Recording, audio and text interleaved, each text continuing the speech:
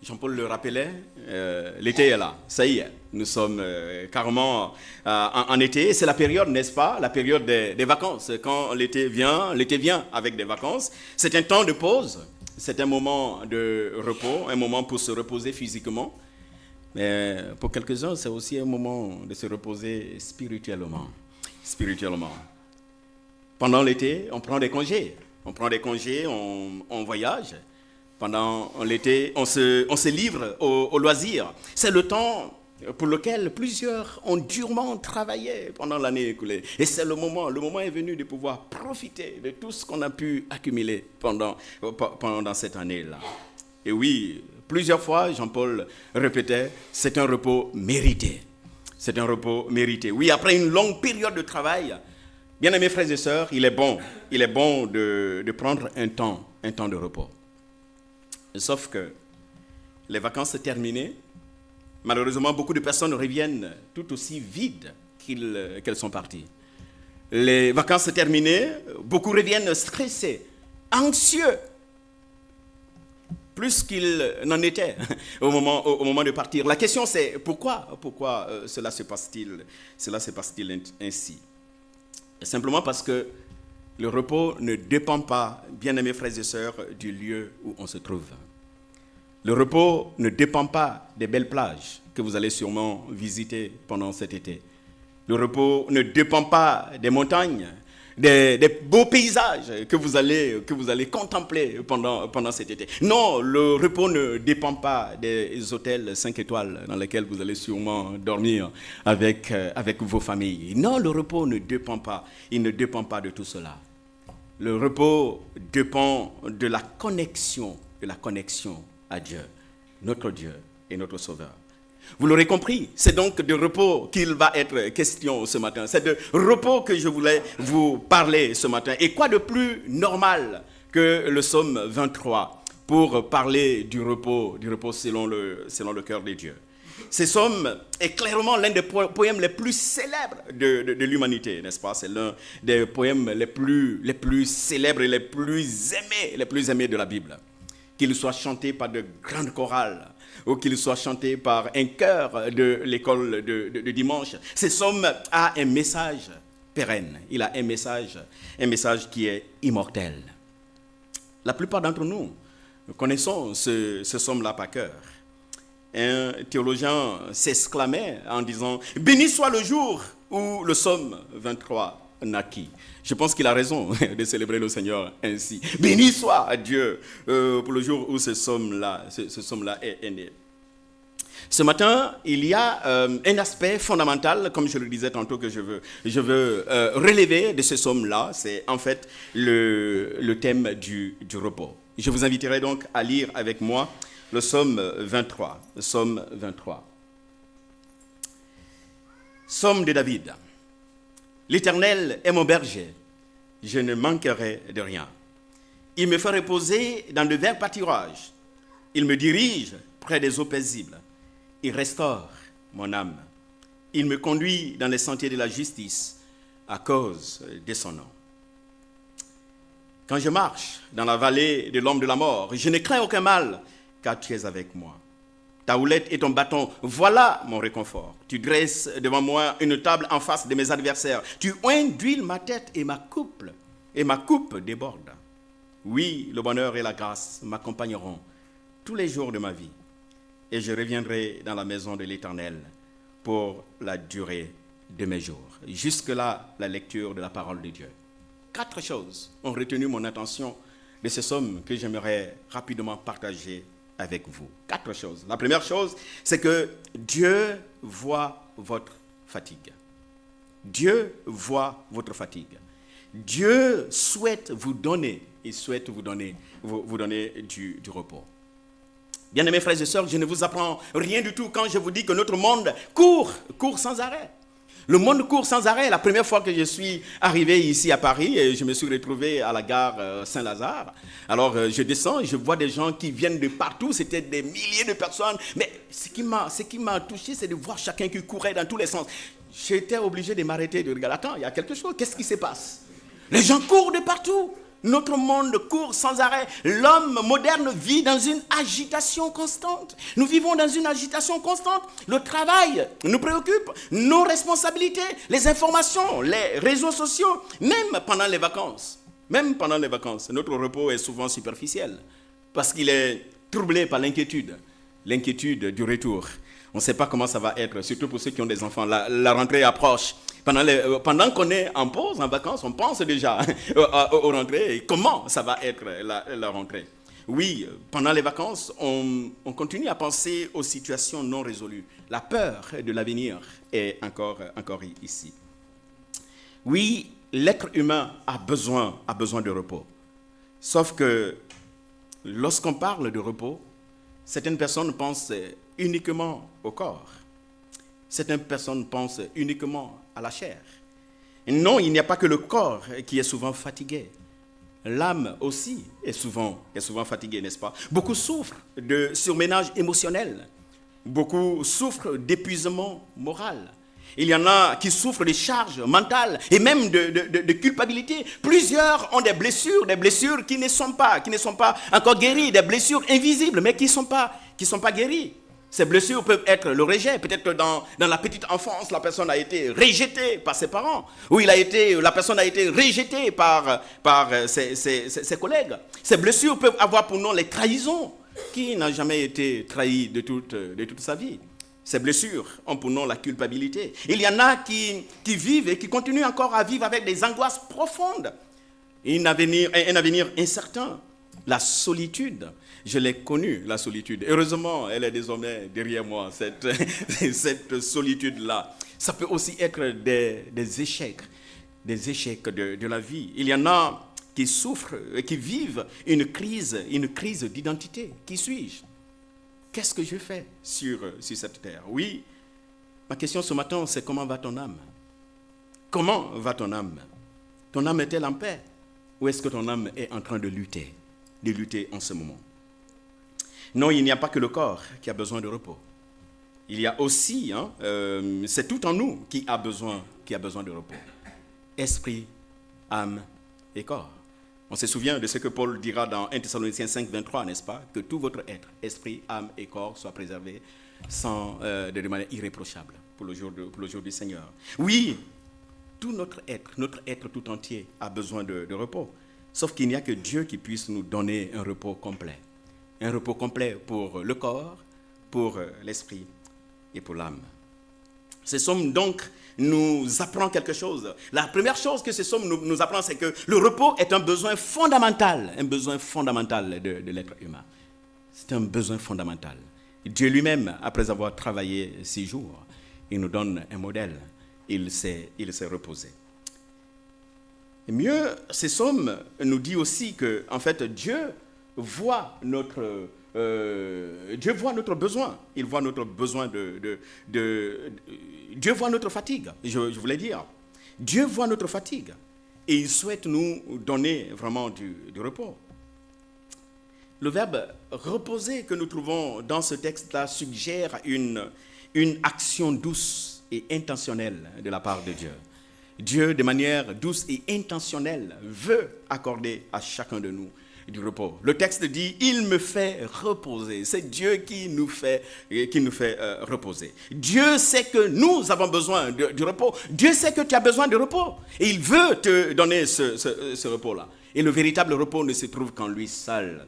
Le véritable repos ne se trouve qu'en lui seul. Souvenez-vous de ce que Jésus va dire. « Venez à moi, vous tous qui êtes fatigués et chargés, et je vous donnerai du repos. » Je vous donnerai du repos.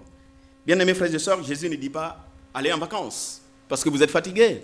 Jésus ne dit pas allez à la plage parce que vous êtes fatigués. Il ne dit pas non plus allez faire du yoga parce que vous êtes fatigués.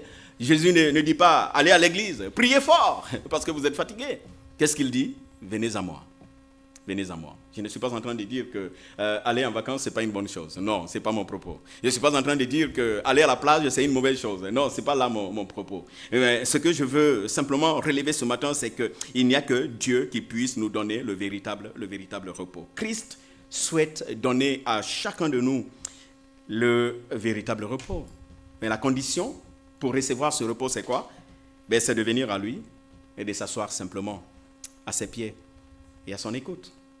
Vous vous souvenez de l'histoire de Marthe et de Marie, n'est-ce pas? Les sœurs de Lazare. Alors que Marie était tranquillement assise au pied de Jésus, en train de recevoir de Jésus-Christ son enseignement, alors qu'elle était là, en train d'apprécier la compagnie de Jésus-Christ. Que fait Marthe? Marthe, elle était occupée, elle était affairée. Marthe était occupée à préparer de la nourriture, et elle va même demander au Seigneur Jésus-Christ d'obliger sa sœur à se bouger un peu. Est-ce que tu peux lui dire de bouger ses fesses? Bon, de se bouger un peu, parce qu'elle est paresseuse, elle ne fout rien, pendant que moi, je me tue à la tâche. Je me tue à la tâche. Et quelle va être la réponse du Seigneur Jésus-Christ? Marthe, tu t'inquiètes et tu t'agites pour beaucoup de choses. Mais une seule chose est nécessaire. Et Marie a choisi la meilleure part. Vous savez, parfois nous sommes comme Marthe, n'est-ce pas? Nous sommes agités par beaucoup de choses. Tant de choses accaparent notre attention aujourd'hui. Nous sommes occupés par notre travail. Nous sommes occupés par les études. Nous sommes occupés par notre vie de famille, occupés par les courses. Nous devons payer les factures. Nous devons consulter le médecin. Nous devons faire les papiers de la voiture. La liste peut être suffisamment longue. Même lorsque nous prenons le temps de prier et de lire notre Bible, les téléphones ne sont pas souvent très loin, parce qu'on ne veut pas manquer une notification qui nous informerait d'une chose urgente. Peut-être qu'on est en train d'attendre. Bien-aimés frères et sœurs, oui, nous agissons souvent et parfois comme Marthe. Sauf que Dieu ne veut pas que cela soit ainsi tout le temps pour nous. Dieu veut plutôt que nous ressemblions davantage à Marie. Il veut que nous profitions des verts pâturages et des eaux calmes qu'il dispose pour chacun de nous. Et Dieu veut nous donner du repos. En fait, attention cependant, parce que le repos que Dieu nous promet n'est pas un repos qui est exempt de difficultés. Le repos que Dieu promet n'est pas un repos qui est exempt de souffrance. On le voit d'ailleurs dans le texte que nous avons lu tout à l'heure. David parlera de l'ombre de la vallée de la mort. Quand je marche dans l'ombre de la vallée de la mort, et qui parle de l'ombre de la vallée de la mort, parle aussi de souffrance. David était conscient de la souffrance qu'il pouvait avoir. Mais qu'est-ce qu'il dit? Je ne craindrai aucun mal, parce que tu es avec moi. Non, le repos de Dieu n'est pas un repos exempt de toute difficulté. David parlera de la houlette et du bâton. Le bâton, ce n'est pas pour caresser. Le bâton, c'est pour taper un peu les fesses et remettre dans l'ordre pour que la brebis puisse bien marcher. Et David parlera aussi des adversaires. Hein. Tu dresses en face de moi une table. Tu dresses une table en face de mes adversaires. Non, le repos que Dieu nous promet ne dépend pas des circonstances. Le repos que Dieu nous promet dépend de la communion que nous pouvons avoir avec lui. Son repos n'est pas synonyme d'une vie sans difficulté. Il est avant tout un repos intérieur, un repos spirituel. C'est la paix qu'il donne, même au cœur de l'épreuve. C'est cette confiance que le Seigneur nous donne, cette confiance que nous avons en lui, de savoir qu'il prend soin de nous en tout temps et en toutes circonstances. Voilà la première chose que j'ai trouvée dans ce texte-là, que j'ai voulu partager avec vous ce matin. Dieu voit notre fatigue. Oui, il est conscient de notre état. La seconde vérité que j'ai voulu partager avec vous ce matin, c'est que, en fait, le véritable repos, ou la véritable source du véritable repos ne se trouve ailleurs qu'en Dieu seul. Oui, le berger, le divin berger est l'unique source de repos. Demandez aujourd'hui aux gens, qu'est-ce qui vous procure le repos? Où est-ce que vous pouvez trouver le repos? Et vous verrez que l'homme de ces siècles va chercher son repos où? Il cherche son repos un peu partout. Il espère trouver le repos dans ses possessions matérielles. Si seulement j'avais un peu plus, en fait, je serais tranquille. Et il travaille pour avoir un peu plus. J'ai appris qu'on a demandé un jour à Rockefeller, alors c'est quoi ta devise? Et il dit, toujours et encore un peu plus. je veux avoir un peu plus. Parce que quand j'ai un peu plus, ben, je pourrais en fait aller bien. L'homme de ces siècles espère trouver son repos dans le confort matériel. Si je partais en vacances, si je changeais d'environnement, ça irait sûrement mieux pour moi. L'homme de ces siècles cherche, il espère trouver son repos dans les distractions, le travail, dans les loisirs. Et certains espèrent même trouver le repos dans l'approbation des autres. Si on m'aime, si on me reconnaît, je serai enfin apaisé. Oui, l'homme cherche du repos, sauf qu'il cherche du repos à la mauvaise place. Le psaume 23 nous indique clairement où se trouve le véritable repos. Le véritable repos ne se trouve pas, frères et sœurs, il ne se trouve pas dans les possessions. Le véritable repos ne se trouve pas dans le confort matériel, encore moins dans les distractions ou le regard de l'homme. Ce n'est pas là que nous allons pouvoir trouver du repos. Le vrai repos ne se trouve qu'en Dieu seul. David dit, il me fait reposer. Il me fait reposer. Seul Dieu peut nous faire reposer. Lui seul peut restaurer notre âme qui est épuisée et accablé. Et c'est dans la présence de Dieu que se trouve le vrai repos. C'est là où Dieu nous conduit que le repos est réel. Non, ce n'est pas dans une pratique quelconque que se trouve le repos. Non, ce n'est pas dans un rituel quelconque que se trouve le vrai repos. Le vrai repos se trouve exclusivement dans la présence de Dieu. C'est lui qui peut nous procurer le repos. C'est dans sa proximité, c'est près de ses eaux paisibles que nous pouvons trouver le repos. Oui, ce que tu cherches désespérément ailleurs, sache que Dieu peut l'offrir dans ta relation avec lui. L'invitation ce matin, c'est que tu viennes vers lui, viens à lui tel que tu es, et tu pourras trouver le repos. Viens déposer ton problème à ses pieds, et tu pourras trouver le repos. La troisième vérité que je trouve dans ce texte que je voulais partager avec vous, c'est que voilà, le fruit du repos que procure Dieu, c'est en fait la restauration. Quand Dieu nous repose, il nous restaure totalement. Et c'est comme cela que commence le verset 3, n'est-ce pas? Il restaure mon âme. Restaurer, c'est quoi? C'est remettre debout. Alors, il y en a qui sont à terre, complètement fatigués. Mais restaurer, c'est remettre debout. Le Seigneur est celui qui nous remet debout. Restaurer, c'est soigner. Restaurer, c'est rétablir, c'est guérir, c'est redonner vie.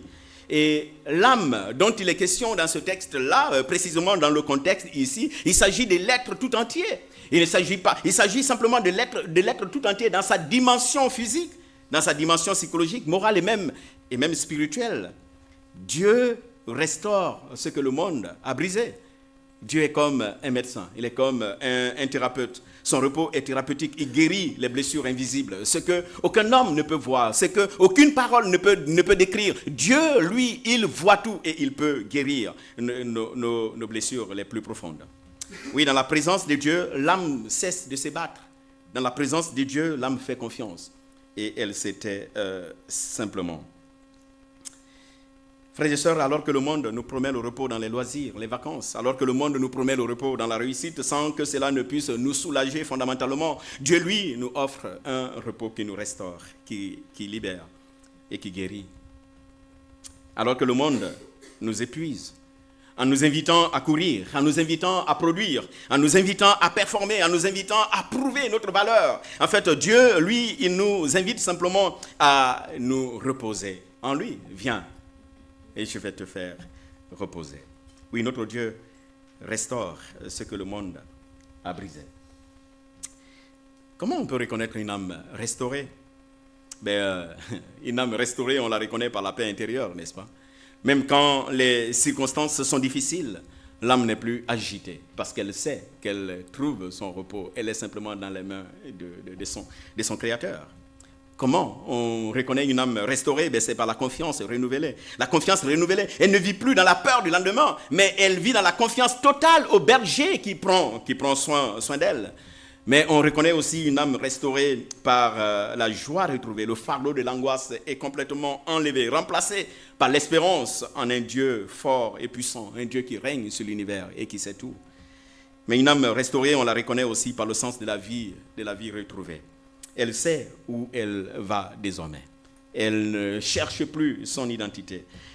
Le repos que donne le Seigneur est centré sur lui-même. Voilà pourquoi David dit, il me conduit. Et David sait qui le conduit.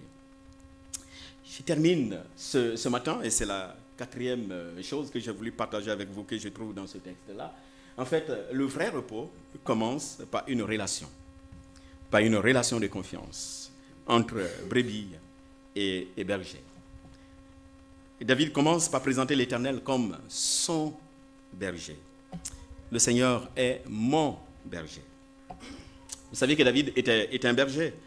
David comprenait la relation particulière qu'une brebis pouvait entretenir avec son berger. C'est pour cela qu'il appelle le Seigneur son berger. David ne dit pas l'Éternel est un berger ou il est le berger, mais il dit l'Éternel est mon berger. Il est mon berger. Ces sommes reposent donc sur une vérité fondamentale. Le Seigneur doit être votre berger, comme il était le berger de David. Est-ce que nous pouvons dire ce matin, l'Éternel est mon berger, comme David le disait? Mais peut-être que oui. La plupart vont dire oui, l'Éternel est mon berger. Et si l'Éternel est votre berger et que vous êtes ses brebis, écoutez ce que le vrai berger d'Israël dit dans Jean chapitre 10, verset 27. Mes brebis entendent ma voix, je les connais et elles me suivent. Mes brebis entendent ma voix, je les connais et elles me suivent. Vous savez, les brebis apprennent à entendre la voix de leur maître. Les brebis apprennent à suivre les pas de leur propre maître. Il peut arriver des fois, je ne sais pas si vous avez déjà assisté à cela, mais moi, oui, de voir plusieurs bergers qui viennent avec plusieurs troupeaux. Et le temps pour ces bergers-là de se mettre ensemble et de discuter, de causer un peu. Mais les brebis, le troupeau se mélange complètement entre eux. Mais quand le moment de s'en aller arrive et que chacun des bergers prend une direction, en fait, c'est tellement beau de voir que chaque brebis